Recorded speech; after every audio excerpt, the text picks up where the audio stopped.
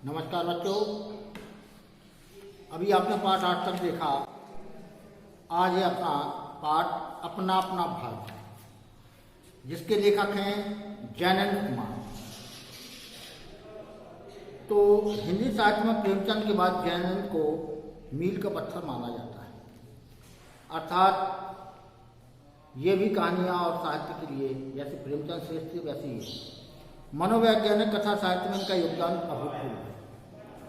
जैनंद जी का जन्म सन 1905 में अलीगढ़ के मध्यम वर्गीय परिवार में हुआ था।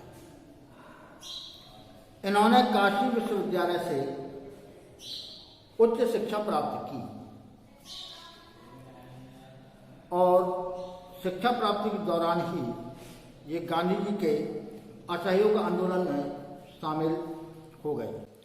हंस पत्रिका का संपादन कार्य भी संभाला। इनकी प्रसिद्ध कृतियां हैं सुनीता, त्यागपत्र, सुखदा, परख, विवाद, समय और हम आदि।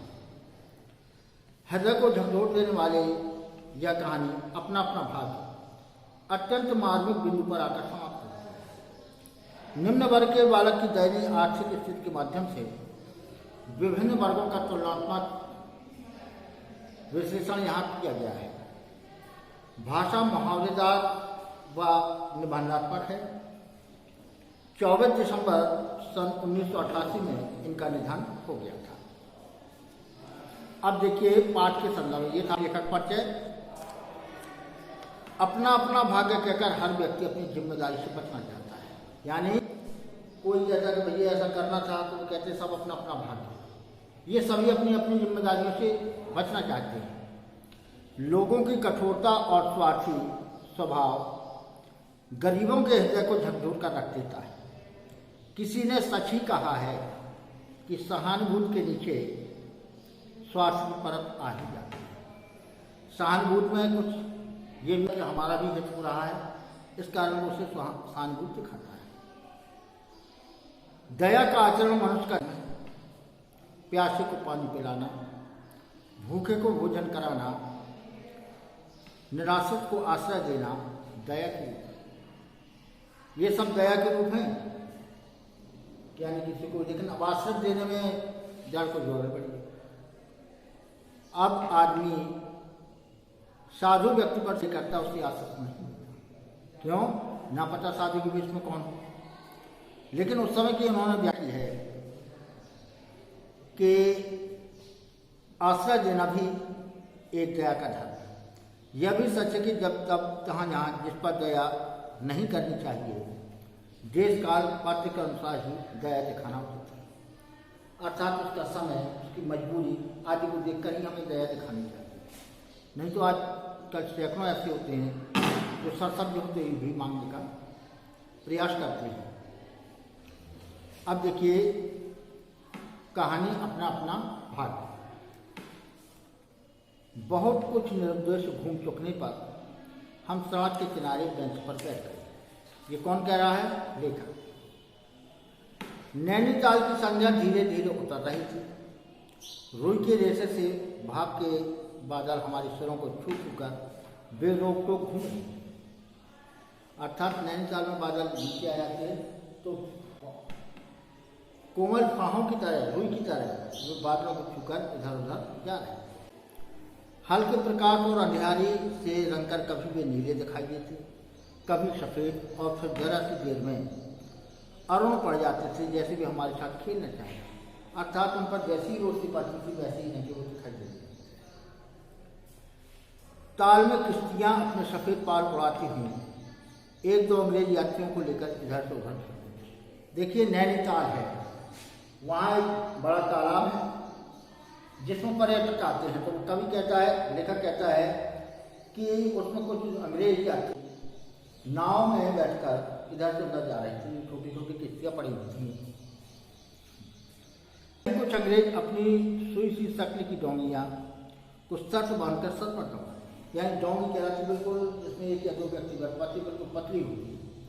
तो पतले आकार के नौकाकार में कहीं एक दूसरे से तेज भागने की प्रयास कर रहे थे। कहीं किनारे पर कुछ साहब अपनी बंसी पानी में डाले, सधैर्य, एकाग्र, एकनिष्ठ मछली के चिंतन। अच्छा साहब वो पानी में अपना कांटा डाले हुए बिल्कुल शांत चित्त से आने का प्रयास कर रहे थे, कब इसमें मछली फंसे और कब हम इसे निकाल लें। तो सड़क पर से नर नारियों का अविरल प्रवाह आ रहा था, यानी सड़क पर लगातार लोगों का आना जाना था। अधिकार व गर्म में तरे अंग्रेज उसमें थे, क्योंकि अंग्रेजों का अधिकार था कि गर्म में डूबे ही जाते थे। और चित्रों से सजे घोड़ों की बात थामे वे पहाड़ी उसमें थे, जिन्होंने अपनी प्रतिष्ठा और सम्मान को कुचलकर शून्य बना लिया है और जो बड़ी बड़ी तत्परता से दुम हिलाना सीखे। अर्थात जो वहाँ के नगरवासी थे वो बेचारे फटे जैसे कपड़ों में, और जिन्होंने अंग्रेजी गुलाम करना स्वीकार कर लिए, आसाद गुलाम बन चुके थे, वो भी सड़क पर दिखाई दे रहे थे। घंटे के घंटे सड़क गए, अंधकार गाढ़ा हो गया, बादल सफेद होकर जम गए। अब इक्का दुक्का आदमी सड़क पर छतरी लगाकर निकल गए, यानी घंटे के घंटे सड़कें पानी धीमे धीमे। फिर इसके बाद बारिश आ गई, तो बादलों के आने से वहाँ गहरा अंधकार छा गया। तो इक्का दुक्का आदमी ही सड़क पर छतरी लगाकर निकल रहे थे। अब यानी जो पहले भीड़ थी वो समाप्त हो चुकी थी, अब इक्का दुक्का आदमी ही छाता लगाकर निकल रहे थे। हम वहीं के वहीं बैठे थे, सर्दी सी मालूम हुई, हमारे ओवरकोट भीग गए थे। हमारे देखते ही देखते एक घने पर्दे ने आकर सबको ढक दिया। यानी लेखक कहता है कि हम भी एक स्थान पर बैठ गए थे छाया में, लेकिन रास्ते में चलने का हमारे कोट भीग गए थे। उस भीगे हुए कोट से और भी हमें अधिक सर्दी लग रही थी। लेकिन देखते ही देखते गाढ़े बादलों ने एक पर्दा के समान गहरा अंधकार कर दिया।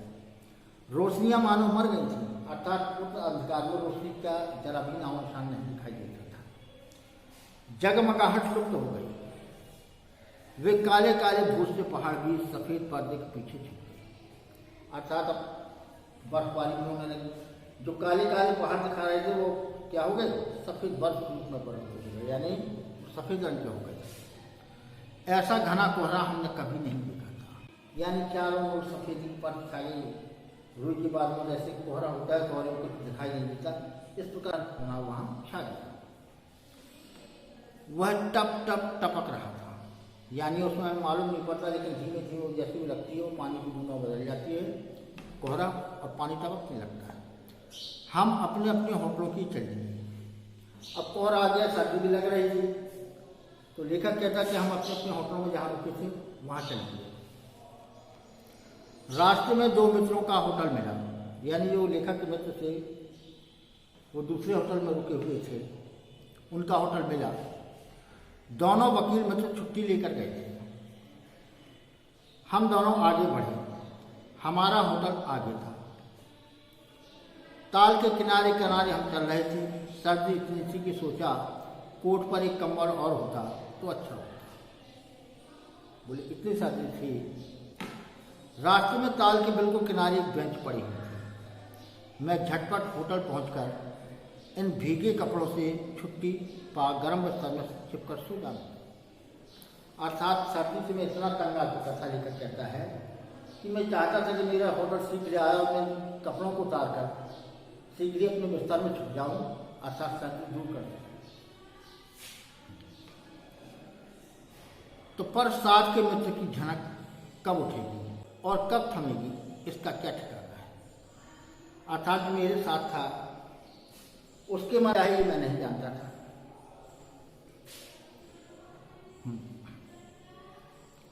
तो इसका क्या ठिकाना है और वह कैसी क्या होगी, इसका भी कुछ अंदाज है।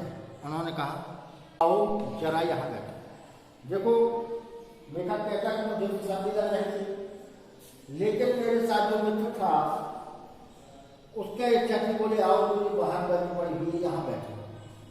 और लेखक कहता मुझे शादी तुम्हारी ये लग रहा था कि मैं कब होटल पहुँचूँ और अपने कोट और इनको उतारकर बिस्तर में छुप जाऊँ। लेकिन उसके मित्र ने कहा आओ हम कुछ क्षण यहाँ पर बैठे।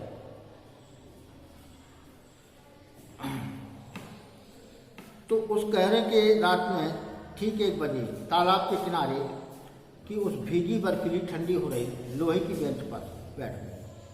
5, 10, 15 मिनट हो गए। मित्र के उठने का इरादा ना मालूम हुआ तो मैंने खींचकर कहा, चलिए। हाथ पकड़कर जरा बैठने के लिए जब इस जोर से बैठा लिया तो चारा न रह गया। जब मैं उठ चलने के लिए तैयार हुआ तो उसने हाथ खींचकर बैठा लिया। अरे बोली, चलो चल रहे हैं थोड़ी देर में। लाचार बैठे रहना पड़ा। चुप चुप बैठे तंग हो रहा था कि मित्र अचानक बोले, देखो वह क्या है। रात मेरे मित्र ने इशारा किया, एक बार बोले, देखो वो क्या है। मैंने देखा कोहरे की सफेदी में कुछ ही हाथ दूर से एक काली सी मूरत हमारी तरफ आ रही थी, यानी उस कोहरे में। मैंने कहा, होगा कोई। 3 गज की दूरी से दिख पड़ा एक लड़का सिर के बड़े बड़े बालों को खुजलाता हुआ चला रहा था। लड़का था, बाल बड़े बड़े, सादा से कपड़े पहने, नंगे पैर हैं, नंगे से ज्यादा भी जूते नहीं है और सिर पर भी ढांकने के लिए कोई मफलर तौलिया नहीं है। एक मैली सी कमीज लटकाए है। पास की चुंगी की लांटन के छोटे से प्रकाश व्रत में देखा कोई 10-12 बरस का होगा। गोरे रंग का है पर मैल से काला पड़ गया, जैसे उसने बहुत दिनों से नहीं नहाया हो या ऐसा काम किया हो जिससे मिट्टी उसके शरीर पर चढ़ गई। आंखें बड़ी अच्छी और बड़ी हैं पर सूनी है। माथा जैसे अभी से झुर्रियाँ खा रहा है, क्योंकि गरीबी बहुत खराब होती है। गरीब का बचपन में ही लोग जो दिखाई देने लगते हैं। मित्र ने आवाज दी, ए। मेरे मित्र उसने रोका कि ए। उसने जैसे जाग कर देखा और पास आ गया। लड़का ने जैसे उन्होंने आवाज दी तो पास आ गया। तू कहाँ जा रहा है? मेरे मित्र पूछा कि तू कहाँ जा रहा है? उसने अपनी सूनी आंखें फाड़ दी, मतलब जो उसे चला बंद करके चला रहा था आंखें, उसने फौरन उन आंखों से उसे गौर से देखा। दुनिया सो गई, तू ही क्यों घूम रहा है? हमारे लेखक के मित्र से उन्होंने समझाया कि बोले, जब दुनिया सो रही तुम अकेले क्यों घूम रहा है? बालक मौन मुंह फिर भी बोलता हुआ चेहरा लेकर खड़ा रहा, यानी बालक फिर भी चुपचाप वैसा ही खड़ा रहा।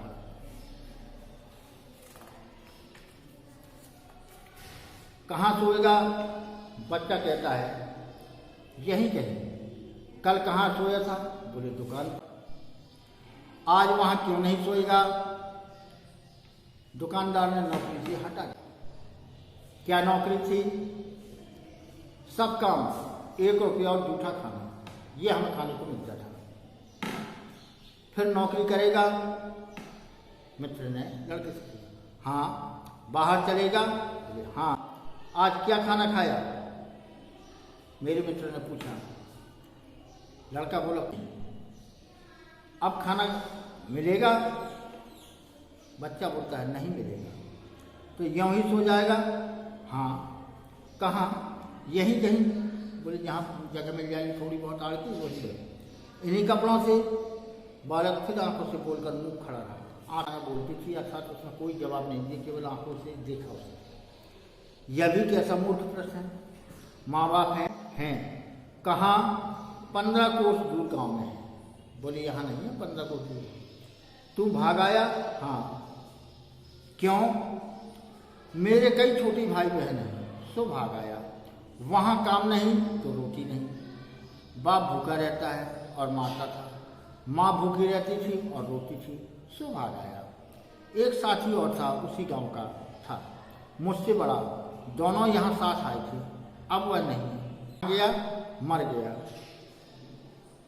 इस जरा सी उम्र में ही इसकी मौत से पहचान हो गई। मुझे अचरज हुआ, दर्द हुआ, पूछा, मर गया। अर्थात इतना छोटा बालक जो 10-12 साल का है, उससे पूछा कि तुम्हारे साथी कहाँ? तो उसने मर गया। अर्थात ये अभी से मृत्यु जानने लगा, इसे अभी से मृत्यु का ज्ञान हो गया। हाँ, साहब ने मारा, मर गया। बच्चे से पूछा, कैसे मर गया? बोले, साहब ने मारा, मर गया। तो अच्छा, हमारे साथ चल। लेखक के साथी ने पूछा। वह साथ चल दिया। लौटकर हम वकील दोस्तों के होटल में पहुंचे।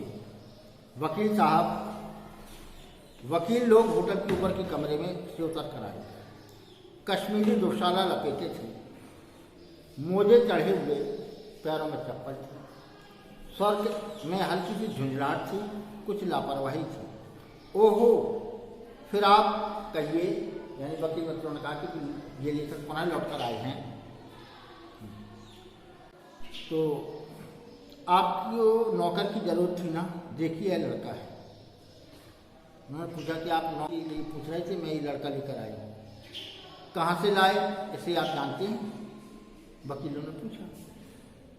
जानता हूँ, यह बेईमान नहीं हो सकता। लेखक ने केवल इसने कहा, मित्र ने, कि जानता हूँ ये बालक है, लेकिन ये बेईमान नहीं हो सकता।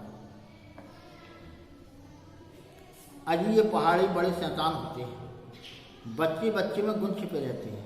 आप भी क्या अजीब हैं, उठा लाई कहीं से, लो जी यह नौकर लो, मानिए तो यह लड़का अच्छा निकलेगा। वकील के मित्र ने फिर कहा, आप भी जी बस खूब है, ऐसे अरे गहरे को नौकर बना दिया जाए और अगले दिन वह न जाने क्या क्या लेकर चंपत हुआ। तो वकील के मित्र, लेखक के मित्र ने कहा, आप मानते ही नहीं, मैं क्या करूं? माँ ने क्या कहा, आप भी जी अच्छा मजाक करते हैं, अच्छा अब हम सोने जाते हैं। यानी ऐसा कहकर वकील के मित्र, जो वकील मित्र थे, वो अपने होटल में सोने के लिए चले गए और वह 4 रुपये रोज के किराए वाले कमरे में सजी मसहरी पर झटपट सोने चले गए। वकील साहब के चले जाने पर होटल के बाहर आकर मित्र ने अपनी जेब में हाथ डालकर कुछ टटोला, यानी जेब में कुछ पैसे देखे, पर झट कुछ निराश भाव से हाथ बाहर कर वे मेरी ओर देखने लगे। अर्थात उनकी जेब में कुछ नहीं निकला तो उन्होंने मेरी ओर देखा। क्या है, मैंने पूछा। इसे खाने कुछ देना चाहता था, अंग्रेजी में मित्र ने कहा। इसलिए अंग्रेजी में मित्र ने कहा कि बालक न समझे, तो उन्होंने अंग्रेजी में उससे कहा, मगर 10-10 के नोट हैं। तो नोट ही शायद मेरे पास हैं, देखूं। उन्होंने भी कहा, ठीक है कि नोट तो मेरे पास हैं। उस समय 10 रुपये की कीमत बहुत ज़्यादा होती थी। सचमुच मेरी जेब में भी नोट ही थे। हम फिर अंग्रेजी बोलने लगे, इसके कारण वो लड़का समझ ना पाया। लड़के के दांत बीच बीच में कटकटा उठते थे, कड़ाके की सर्दी थी और बच्चे के पास आपको मालूम है एक पुरानी शर्ट, हाफ पैंट, सिर पर बांधने के लिए कुछ नहीं था, पैर नंगे थे। ऐसी सर्दी में उस पर भी वो उस दिन भूखा था।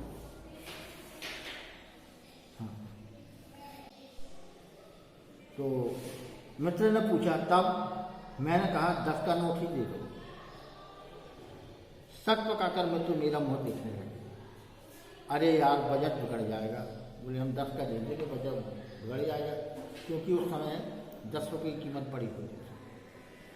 हृदय में जितनी दया है, पास में उतने पैसे तो नहीं। बोले, हम दया तो जरूर दिखाना चाहते हैं, लेकिन हमारे पास उसे दया दिखाने के लिए पास उतने पैसे नहीं हैं।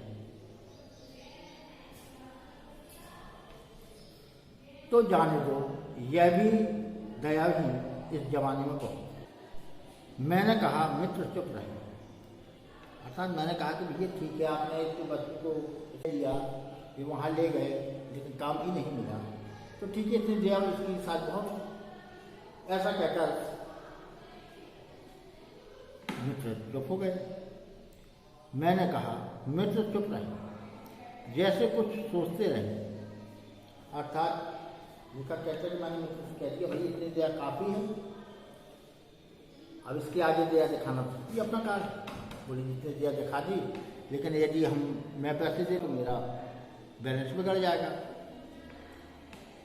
फिर लड़के से वो बोले, मेरे मित्र कुछ क्षण चुप रहे, फिर लड़के से बोले, अब आज तो कुछ हो ही नहीं सकता, कल मिलना। वह होटल डी पब जानता है, वही कल 10 बजे मिलेगा। बोले, जो होटल में पता दिया वहाँ कल मिलना है। हाँ। और वहीं कल 10 बजे मिलेगा, समय भी दिया 10 बजे मिलना। हाँ, कुछ काम देंगे हुजूर? उस बच्चे ने पूछा। उसे आशा थी कि शायद कुछ काम मिल जाए, काम धंधे से मैं अपना गुजारा कर सकता हूँ। उसने कहा, हाँ कुछ काम देंगे हुजूर? हाँ हाँ ढूंढ दूंगा। बोले यदि मेरे पास नहीं होगा तो मैं अपने मित्रों से या अन्य दुकानों पर जाकर तुम्हारे काम अवश्य दूंगा, इसके लिए आप परेशान मत हो। तो जाऊं? लड़के ने निराश आशा से पूछा। लड़के ने कहा तो मैं जाऊं? उसकी आशा टूट गई। उसे आशा थी कि शायद ये लोग मुझे कुछ खाने को देंगे, उससे पैसे पूछ रहे हैं, लेकिन उसकी वो आशा टूट गई। इसलिए अंतिम समय में उसने पूछा जाते समय, क्या मैं जाऊं? हाँ। ठंडी सांस खींचकर फिर मित्र ने पूछा, कहाँ सोएगा? बोले जाकर, तुम्हारा स्थान भी नहीं है, कोई मकान भी तुम्हारे पास नहीं है, कहाँ जाकर सोएगा?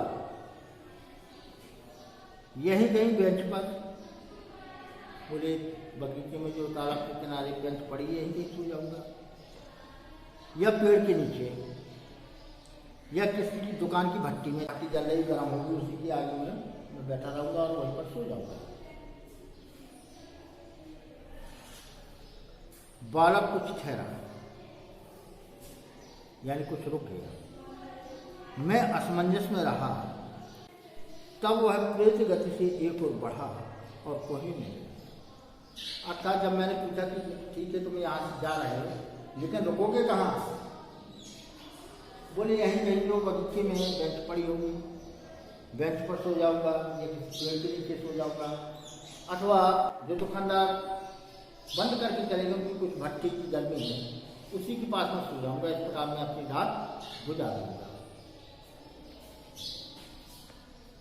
तो बालक कुछ ठहरा, वहां रुका। मैं असमंजस में रहा।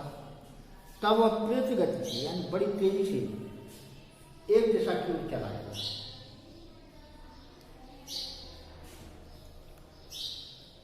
और कोहरे में मिल गया, यानी कोहरे में वैसे दूर तक नहीं दिखाई देता, कुछ दूर जाने पर ही वो विलीन हो गया। तो मुझे मालूम हुआ कि वो वहां से चला गया। हम भी होटल की ओर बढ़े। हवा तीखी थी। हमारे कोटों को पार कर बदन में तीर सी लगती थी, यानी सर्दी इतनी ज़्यादा थी कि हम जो कोट पहने थे उसको पार करके हमारे शरीर को सर्दी लग रही थी। अर्थात नैनीताल की सर्दी वैसे प्रसिद्ध है, तो लेखक कहता है कि हम लोगों को कोट के भीतर भी सर्दी लग रही थी। तो सिकुड़ते हुए मित्र ने कहा, भयानक शीत है, यानी भयानक ठंडी है। उसके पास बहुत कम कपड़े हैं। बोले एक शर्ट पहने या हाफ पैंट पहने, न कान बांधने के लिए उसके पास कोई वस्त्र है, न जूते पहनने के लिए, न कोई मोजे पैर ढकने के लिए मोजे वगैरह। हम लोगों को जब इतनी ठंड लग रही है तो उस बालक को कितनी ठंड न लगती है, यही लेखक और उसके मित्र सोच रहे थे। यह संसार है यार, मैंने स्वार्थ की फिलॉसफी सुना। बोली संसार, इसमें कोई सुखी रहता है, कोई दुखी रहता है। चलो पहले बिस्तर में गर्म हो लो, फिर किसी और की चिंता करना। बोले पहले अपनी चिंता करो कि जाके पहले बिस्तर पर सो लो, फिर हम किसी अन्य की चिंता करेंगे। उदास होकर मित्र ने कहा, स्वार्थ जो कहो, लाचारी कहो, निठुराई कहो या बेहाई कहो। बेहाई ऐसा है कि मैंने उससे पूछा, सांत्वना की, लेकिन उसके लिए कुछ नहीं कर सका। वो इसके पश्चात में दोनों सोने चले। अब दूसरे दिन नैनीताल स्वर्ग के किसी काले गुलाम पशु के दुलार का वह बेटा, वह बालक निश्चित समय पर हमारे होटल डी पब में नहीं आया। अर्थात जिस बालक को मैंने कहा था कि 10 बजे आपको होटल डी पब में मिलना है और वहाँ हम कुछ आपकी सहायता करेंगे, आपको काम ढूंढ कर देंगे। तो हम लोग होटल डी पब पहुँच गए, लेकिन 10 बजे इसके पश्चात भी वो बालक नहीं आया जिसने मुझसे वादा किया था। हम अपनी खुशी खुशी खत्म कर चलने को हुए। बोले ठीक है, उसे और कहीं काम मिल गया होगा। तो प्रसन्नतापूर्वक हम होटल छोड़कर अपने अपने घर जाने के लिए तैयार हुए, उस लड़की की आस लगाए बैठे रहने की जरूरत हमने न समझी। भाई 10 बजे से 11 बजे तक देखा, फिर सोचा चलो होटल को छोड़कर अपने अपने घर चले। ज़्यादा इंतजार करने से क्या फायदा, उसने 10 से कहा था 1 घंटे हमने देख लिया, फिर भी उसकी ज़्यादा आशा न की जाए कि उसको कहा तो था, लेकिन अब ये उसकी गलती होगी कि उससे सही समय पर नहीं आया। ये सोचकर दोनों ने अपने अपने बिस्तर बांधे और घर चलने के लिए तैयार हुए। उस लड़के की आस लगाए बैठे रहने की जरूरत हम नहीं समझी। अब समझा वो लड़का कहीं ना कहीं काम पर लग गया होगा, तो हमने उसको ज़्यादा इंतजार करने की या वहाँ बैठने के बारे में नहीं सोचा। मोटर में सवार होने ही वाले थे, अर्थात जब मैं अपने घर की गाड़ी जाने के लिए तैयार थे कि हम अपने घर जा रहे हैं, तो जैसे ही मैं मोटर में सवार होने वाले थे कि समाचार मिला, पिछली रात एक पहाड़ी बालक सड़क के किनारे पेड़ के नीचे ठिठुरकर मर गया। अर्थात अगले ही दिन समाचार आ गया कि पहाड़ी बालक जो 10-12 साल का था, रात सड़क के किनारे पेड़ के नीचे ठिठुरकर मर गया। क्यों? सर्दी इतनी ज़्यादा थी, जब फोटो में होने लग रही थी, तो वही बच्चा था, उसके पास रहने का भी ठिकाना नहीं था, तो सड़क के किनारे पेड़ के नीचे लेट गया। लेकिन ज़्यादा ठंडी का उसका शरीर बर्दाश्त नहीं कर पड़ा और ये मालूम पड़ा कि वो मर गया।